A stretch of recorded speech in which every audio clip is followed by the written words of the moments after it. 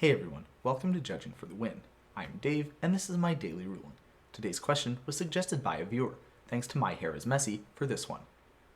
Amy uses a lightning bolt to kill Nick's Sefris of the Hidden Way. What happens? So your first thought might be, well, of course Sefris isn't going to trigger from this. The Sefris triggers when a card is put into your graveyard, and by the time that the trigger event for this one happens, the Sefris is already going to be in your graveyard, so it wouldn't make any sense for it to trigger. Now, at first that seems reasonable, but wait a minute. What about stuff like Youthful Scholar? Its triggered ability triggers from the exact same event happening as what the Sefris's would, when the permanent with that ability gets put into a graveyard. So why would one of these triggered abilities work and the other one not? As a matter of fact, something like Midnight Reaper also triggers when Midnight Reaper itself is put into the graveyard. So that one is even more similar. So why would some of these types of triggered abilities work and some of them not work when the thing that they're on dies? And so to get a good answer to that, we're going to need to look a little bit closer at exactly how triggered abilities function. Anytime anything happens in the game is going to check to see if any triggered abilities exist that should be triggering. Now, usually that system works pretty good, but there's a couple of places where it doesn't. So for example, let's say we had a Mutavault that was animated and it died while we controlled a Midnight Reaper. Now, most people would probably say that we should be able to draw a card off of that one. But if we look at the game state immediately after a Mutavault dies, well, in our graveyard, it's just a land card. It's not going to be a creature. So the game would not consider that triggered ability's trigger condition to have been satisfied.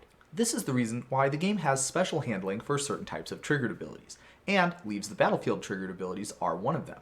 So you can see here that these types of triggered abilities have special permission to look back in time, and the game state immediately before the trigger event happened is what's used to judge whether these types of triggered abilities should trigger or not. So if you have the Mutavault dying while you have Midnight Reaper in play, then the game is going to look before the trigger event happened, and at that time the Mutavault was on the battlefield and it was a creature. So the game is going to see, well, it looks like something that was a creature got put into the graveyard. So that does match what the trigger condition on Midnight Reaper says, and so you will get that trigger. That's how that one works, and it goes even farther than that. If you have the Midnight Reaper and an animated Mutavault, and your opponent plays something like a Wrath of God, which kills both of them at the same time, well, the game is going to look to see if Midnight Reaper's triggered ability should trigger, and it's going to look back in time to immediately before the trigger event happened. At this time, both of Midnight Reaper and Mutavault were on the battlefield. So the game is going to see that two creatures, the Mutavault and the Midnight Reaper itself, are put into the graveyard, and so that ability will trigger 2 times. All this works pretty well. However, there's one more thing that we need to think about, and that's that some triggered abilities, whether for flavor or for game balance reasons, it doesn't make sense for them to trigger based on the game state immediately before the trigger event happened. These types of triggered abilities are more thematically connected with something getting put into the graveyard rather than something leaving the battlefield. It's kind of a subtle difference, and especially in a lot of these types of questions, it makes a big change in what the outcome is. So let's take a look at this Sefris's ability again.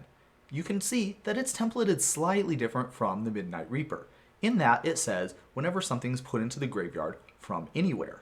Anytime something uses this specific term, it means that the game is not going to treat it as a Leaves the Battlefield ability, and therefore it's not going to be treated using that special rule we talked about before that lets it look back in time to immediately before the trigger event happened.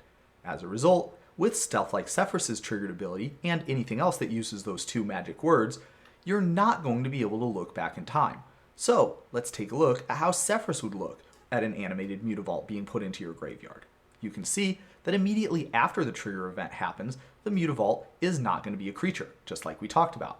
And so therefore, this would not constitute a trigger event for the Sefris's ability. This same logic holds if you have Sefris itself dying, or other creatures dying at the same time that Sefris is, like for example from a Wrath effect. If you look at the game state immediately after the trigger event happens, you'll notice that Sefris is no longer on the battlefield, so its triggered ability isn't going to trigger because it's not in play anymore. Those 2 words, from anywhere, changed completely how the question works, and whereas something like a Midnight Reaper would get a trigger in these types of situations, the Sefris would not. And that's all I have for you today. How did you do? Join me again tomorrow for another daily ruling, but until then, I hope you have a great day.